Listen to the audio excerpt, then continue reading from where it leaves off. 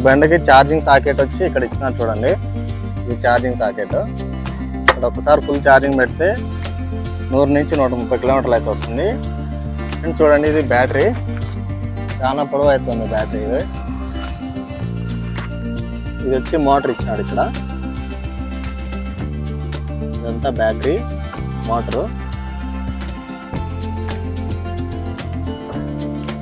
లోపల seating capacity కూడా 2 కూర్చోడానికి వీలుగా అయితే బాగుంది సీటు. ఛార్జింగ్ ప్రజెంట్ వచ్చేసి 68 ఉంది. బండి ఇప్పుడు టాప్ స్పీడ్ చూద్దాం ఒకసారి.